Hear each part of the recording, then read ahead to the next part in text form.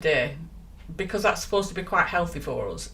I'm not sure whether I completely agree with, which probably is going to scare ourselves to a certain level, maybe cause a bit of anxiety, because doing something different and something new out of the ordinary is going to cause a bit of apprehension. I don't like using the word anxiety, for everything. I think it's bandied around an awful lot. But it is going to cause a little bit of apprehension, a little bit of self-doubt, a little bit of all sorts of different things. Just once, LOL. Hi, Jean, how are you? Maybe we should do it, even if it's just once, just a little bit, to see what actually happens. I've done it quite a bit this week. I've probably mentioned this quite a few times, but I made a deal with myself last year with my cancer diagnosis to overthink everything, and like, do I really want to do that? It's out of my comfort zone. I'm not too sure about it, but I just jump on things now and agree to do things and then worry about it afterwards. I might make a fool of myself, it might go, it's up, but it's not that big a deal. It's probably not going to kill me. That's my way of looking at things now. So I've done this quite a bit this week. I'm in a wonderful group. If you're up north, you could join this, and I would highly recommend it. Called Unique Ladies, and there's one that is run in my, the town that's near me, called Chorley Unique Ladies. And we meet once a month, and it's all business owners, all ladies or whatever. It's a brilliant group, really supportive and everything. Highly recommend networking. I used to think it was for like stuffy people and, business owners, and I never felt like a business owner. I always felt a bit inferior, so I never really went. So I've stalked this group for quite a while, but then decided to push myself out of my comfort zone and to actually join, and it's an absolutely brilliant group. Anyway, they encourage people to do a 10-15 minute talk in the group as a way of practicing public speaking or speaking in front of a group. The group is anywhere between 30 words. That's kind of the maximum number. And somebody dropped out this week, so the lady that runs it posted and said, we've had a cancellation, does anybody fancy doing the 10-minute slot this week? So I just said, yeah, I'll do it. And then afterwards I thought, oh my God, what have I done? Why did I say yes to this? I've not got anything planned. I was working that evening, so I didn't really have much chance to prepare anything. But I thought, sod it, what have I got to lose? So I did a little bit of planning, thought I'd talk about Sort Your Shizzle Out and the business that I run and being a psychotherapist and all that sort of stuff.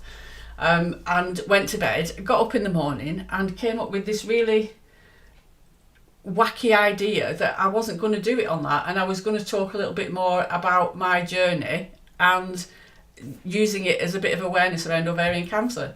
So I went with no script. Well, I did have a script, but it wasn't the one that I was going to use, so I went with no script or anything. Got emotional in front of these ladies, which for me is quite a big thing, but it's obviously because it was a safe space for me to do it, and I did feel safe doing it. They were really supportive, it went really well, and I thoroughly enjoyed myself.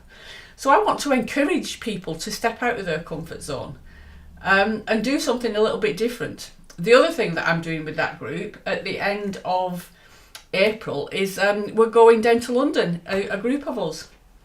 Really looking forward to that. Going down on a train, stopping overnight, going to see a show.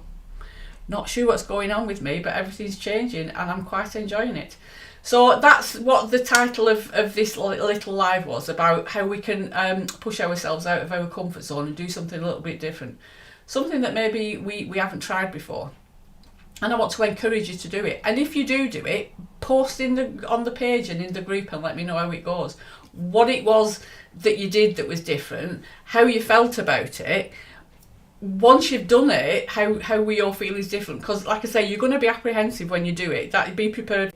One is amazing, but two, there's also a part of you, I would hope, that thinks, it wasn't actually that bad. Why have I not done this before? It's like me with flying. Didn't like flying. Now I'm flying quite regular over to my daughters and back. I'm going to babysit. I'm going back out again in May. Absolutely fine with it, but I've not done it for years. No idea why that. Well, I do know why that is, but I'm a lot better at it now. So I'm doing more of it. Going down to London. I always say that I don't like going into big cities, don't like public transport, but I'm doing it. So post in the group and let me know. The other thing I wanted to talk about was that I am starting to do monthly workshops that are recorded probably in a webinar type scenario. If you're in the membership, that you're going to get access to it for free. But if you're not in the membership but you wanted to join in and start doing things, something a bit like this live, but it's going to be more structured. I'm doing a workshop once a month. It's going to be the last Wednesday of every month at 7 o'clock, going to last for an hour.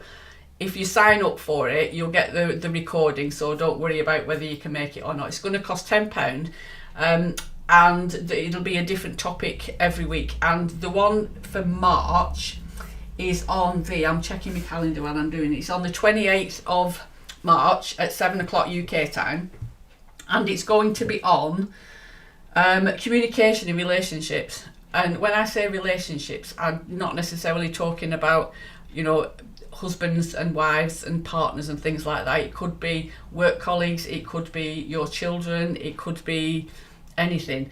But building stronger bonds through effective communication. I think communication is one of the things that a lot of us can struggle with. Whether that's looking at things from somebody else's point of view, getting things misinterpreted, just lots of things around that. So that's what this topic's going to be about. There's going to be a different topic every month, and it's going to be on the last Wednesday of every month.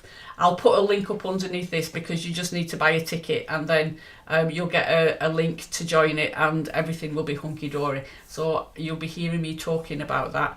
I'm also going to be posting a little bit about relationships, couple relationships that kind of link into this, that might get your juices flowing a little bit. So I'm off now.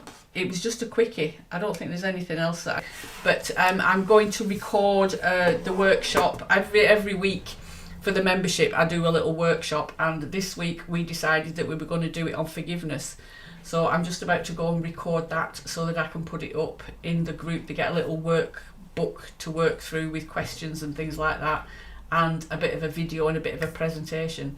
So I'll put the link for the membership under this as well when it goes out on Facebook, so that you can check that out if that was something that you wanted to do, to have access to me.